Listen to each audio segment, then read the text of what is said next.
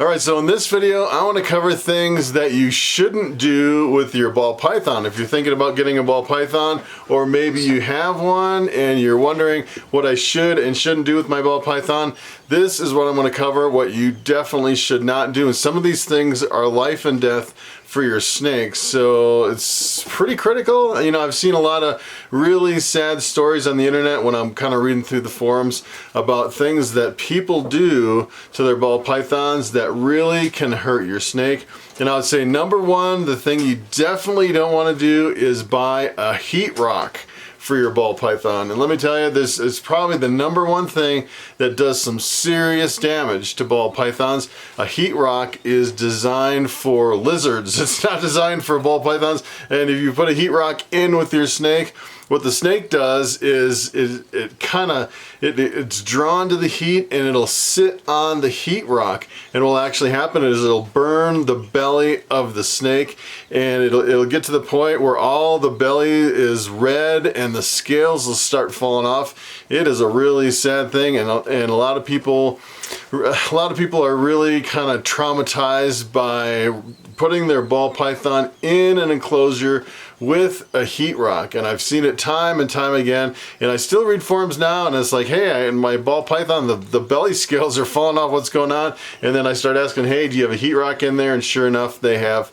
a heat rock, and that heat rock gets too hot for the ball python. This hatchling from last year is big enough to put around my neck. I can't believe it. I don't know how long it'll stay there because it's not a really big snake. So that's probably the number one thing. Number two, if you're thinking about getting a ball python, make sure you ask your parents' permission before you buy a snake. As a matter of fact, a lot of kids, they'll write me under my comments on my videos and say, hey, how can I convince my mom to let me buy a snake? And you know, I don't know, I don't really want to get in between you and your parents. And maybe you should just have them watch some of my videos and see how cool some of these ball pythons are. They're really non-threatening, and if they're afraid of snakes, you could probably desensitize them by watching a lot of snake videos, especially informative videos where you get a really good education about ball pythons. So number two, I would definitely inform your parents. Number three, I would say probably one of the biggest things, especially when I started, it's kind of counterintuitive when you look at a snake and you try to figure out, you know, what size food that this snake should have. So if you look at this snake has a pretty small head compared to the rest of the body. So see how small that head is, especially if you compare the head to like this, the thickest part of the snake, like over here. Let me see if I can put the head by the thickest part of the snake, and you'll see this is really the thickest part right here. And let me see, take a look at the head right there. So if you look at the head and you look at the thickest part, what I was actually thinking when I first started with ball pythons is that I needed to feed a rodent the size of the head instead of the thickest part of the snake. And let me tell you, this snake, I just fed him about 2 days ago, and I fed him a rodent that was literally as thick as the thickest part of the snake right here, not the size of the head. So if you look at the head, you're thinking, you know, maybe a small mid-sized mouse, and no, it'll actually eat a really big fat rat. You know, a rat as big as the thickest part of the body. So that kind of trips you up at the beginning if you're getting into ball pythons, the proper size rodent to feed your snakes. As a matter of fact, if you take like a mouse the size of the head and you try to feed a ball python, most likely what'll happen is it won't even recognize that rodent as a food item because it's a little bit too small and it's not really big enough for the ball python. And if you've ever seen a ball python eat a rodent the size of the thickest part of the body, what happens is the mouth actually kind of dislocates and stretches out around that. It's a pretty amazing sight to actually see the ball python head just kind of stretch around a big rodent like that. It's pretty amazing. And another thing you really want to watch out for is if you feed your snake, not to handle your snake after it is eaten. And it's, you know, I've had actually a lot of snakes regurgitate when I first started keeping ball pythons. My very first year breeding, as a matter of fact, I would feed them on one day, and then what I would do is the next day I would put them in with the females, and I had quite a few males start regurgitating on a regular basis. They'd throw up their food. You know, and what you really need to do, I think personally from my experience, you need at least 48 hours after they've eaten to really handle the snake. And actually what you can do is, if you really need to handle the snake, it's not like, you know, if the tub is a mess, you can't touch them. You actually can. But what you need to do is you need to just pick them up as gently as possible. Don't move them much at all. Just pick them up and put them down in another tub and do it that way. But you know, I wouldn't actually pick up a snake like this and play with it and put it around your neck and let it crawl around, because I'd say 9 times out of 10, if they've just eaten a rodent, they're gonna throw up that rodent, and it's really hard on a snake if they regurgitate the rodent. So that's probably the big thing.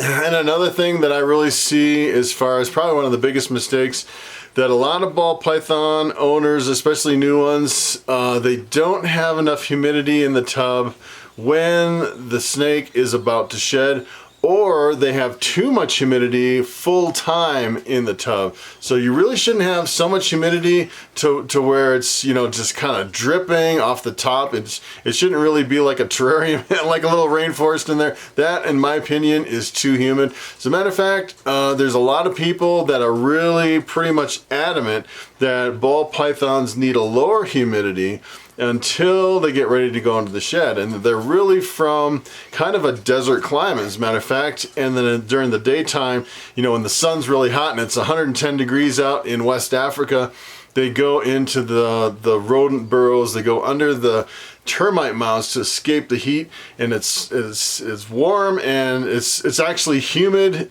under the termite mounds and in the holes under the ground. But then when they come out in the night, you know, they come out and it's definitely dry. And as a matter of fact, I've seen a lot of people that say the respiratory infections are pretty common if you have too much humidity in your ball python enclosure. And I kind of agree. I've seen a lot of people, you know, I've actually worked with a lot of other people in ball pythons that have had some respiratory problems throughout their collection, and really, I think they really kept their humidity too high. And a lot of people say you should have a humidity at 60% all the time, pretty much year round. And I'm not really convinced that you need a humidity up that high all the time. What I would actually do is I would lower it down. It's actually, I'm here in Colorado, and the humidity is probably 10 to 15%. It's really low. And as a matter of fact, if I don't have any humidity in the tub, the ball pythons will tend to all kind of jump in their water bowls and soak. So I think you need a little bit of humidity in there, but I don't think you need it to where it's like a rainforest just kind of dripping.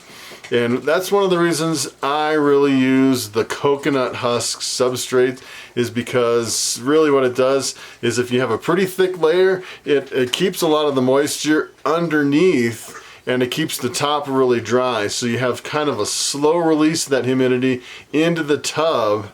I'm gonna see if I can put this guy around my neck. And it works really well, you know, for me, because you know, it's dry on top, and the snake's not sitting on something damp, that they're sitting in pretty much like on a dry top, and it has the humidity underneath, where the moisture underneath, where it can release that humidity slowly and give you a good kind of a moderated amount of moisture in the tub.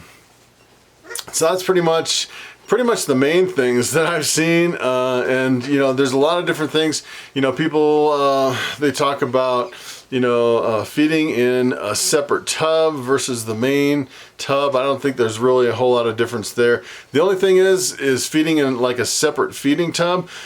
The thing you really have to watch out for is, after they've eaten a rodent, you really don't want to pick them up and move them, because that's when you can really agitate them, especially if they're not a real tame ball python.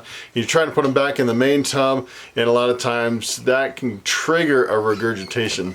So I've actually seen some people feed in a feeding tub, and what they actually do is they'll put it in a feeding tub, and after they've eaten, they'll actually keep it in the feeding tub for 48 hours, and then they'll move it back to the main tub. You can do that, but you know, a lot of people argue that it doesn't really matter, and you can feed them right in the main tub. It doesn't affect the aggression of a ball python.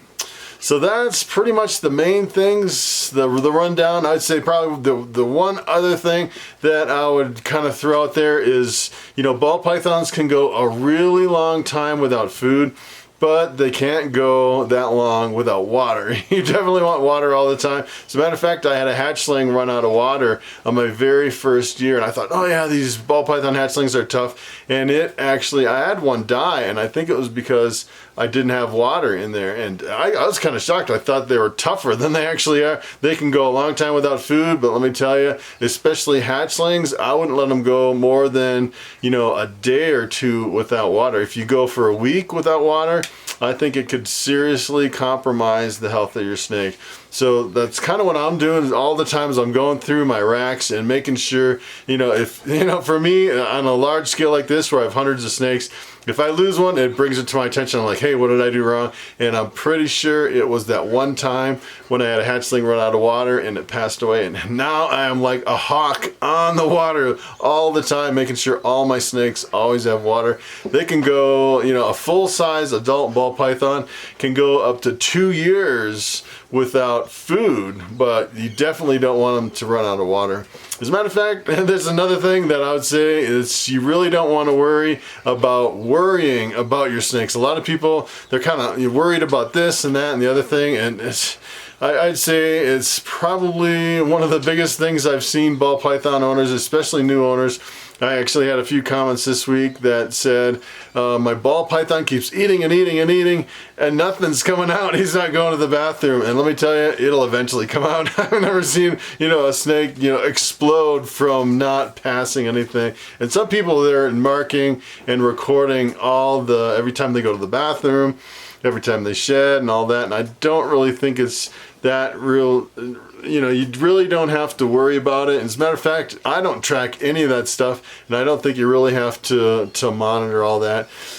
And the feeding, you know, there's a lot of people that monitor the feeding, but personally, I go by body condition pretty much 100%. So for example, take a look at this snake. You know, if this snake is eating week after week after week, and I'm wondering how much to feed this snake. And if you take a look at this snake is super healthy. It has a really good body condition. As a matter of fact, it could probably skip, I would say this snake right here, this could probably skip 3 or 4 feedings, no problem at all. I could probably skip a whole month on this snake and it'd be perfectly fine on feedings. And really have to kind of watch that they don't get too obese, and you have to watch that they don't get too skinny. So if you have a snake that's really skinny with a healthy appetite and you're thinking, oh yeah, it ate last week and ate the week before, I'm gonna wait a whole week before I feed that snake again. What I actually do is if I have a skinny snake with a healthy appetite, I'll feed it 2 or 3, you know, sometimes, you know, 3 rodents all within a couple days to kind of put the weight on that snake to kind of get it up to size. And I don't really go by pretty much a set schedule. I try to feed once a week, but mostly I go by appearance and body condition as far as feeding or not feeding. And you know, if they go off of food, there's absolutely nothing you can do. You know, especially, you know, the only time you really assist feed a ball python is when they haven't eaten before and they can't figure out how to eat the food, and that is when you assist feed. You never want to assist feed a snake that just suddenly went off of food, especially if it's like this size and it goes off of food for 3 or 4 months. There's nothing you can really do. You don't want to force feed that snake. You just have to keep offering week after week, and hopefully it will eventually eat. It's, you know, some people really worry about it. Some people lose some sleep over it, and let me tell you, there's really nothing to worry about. The only thing you can really do is change the way you feed the snake. So you can try different food items. You can try mice versus rats. You can try African soft furs. You can try live versus frozen thawed or fresh killed. I like to euthanize with CO2. It's, you know, I raise all my own rodents here. And the cool thing about euthanizing my own rodents with CO2 is I offer it to my snake. If it doesn't eat in 30 seconds, I'll move to the next snake. And if I have rodents left over at the end of the feeding, I pop them in the freezer and the pet store buys them. As a matter of fact, I just took an order from the pet store and they're buying like almost 80 of my rats in the freezer, which is pretty cool because, you know, I've been producing a lot of rodents now and all my ball pythons are breeding and they're pretty much going off of food, so I have a pretty good supply. And I've been, you know, trying to freeze a lot of these rodents for the hatchlings that I'm expecting here in a few weeks. Hopefully in a few weeks. And, you know, if you're talking about, you know, I have like 80 hatchlings that I'm feeding once a week. That's, you know, 80 times 4 every month. I'm going through a lot of rodents for those hatchlings. So I'd say there's probably one more thing that you really want to be careful of, that I have seen some tragic results, and that is feeding live. Let me tell you, if you're feeding live, I would probably do the rule of thumb that you would never leave a rodent in with the snake unattended for more than 5 minutes. Pretty much 5 minutes is the max. And I've kind of went through my rack and added, you know, live rodents to a bunch of snakes.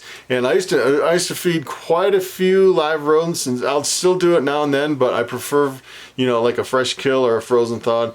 But the thing is after 5 minutes, what happens is that the rodent can kind of figure out that the snake, if the snake is kind of, you know, if it grabbed at the rodent and it missed, what happens is the rodent can decide, hey, I'm going to bite that snake, and the rodent can kind of turn on the snake. As a matter of fact, I've seen some people put a rodent in there and forget about it and wake up the next day, and that rodent can tear up your snake, and that is definitely heartbreaking. Definitely don't want anything like that going on.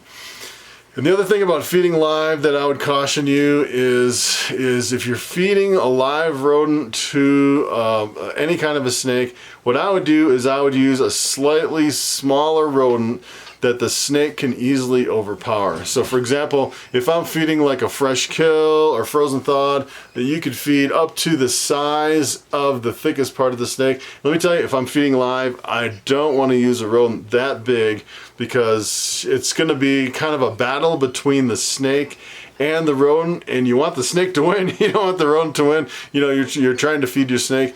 And I would definitely use something probably, you know, at least, I would say somewhere maybe half that size, maybe a little bit bigger as far as feeding live. But I would definitely give the advantage to the snake by using a slightly smaller rodent. And a lot of people don't like feeding live. As a matter of fact, a lot of places actually ban feeding live. There's actually some countries that'll ban it, and if you feed live here on YouTube, a lot of times they'll ban your videos from advertisers, so you really have to watch out feeding live. A lot of people frown at it. As a matter of fact, a lot of the big pet store chains, you know, they have hatchling ball pythons, and they have a policy that they won't feed live to their hatchlings, which is pretty interesting. So it's kind of a really debated topic, feeding live. I would, you know, personally, I prefer to feed a fresh kill or frozen thawed. So that is pretty much it in a nutshell. You really have to be careful of, you know, several things. Probably, you know, some of these things can be really devastating to your snake, and I would definitely watch out for the heat rocks. That's probably the biggest thing, and the live rodents. Those two things together probably are the worst things that can end up with devastating results. So that's pretty much it, and thanks for watching, and I will see you next time.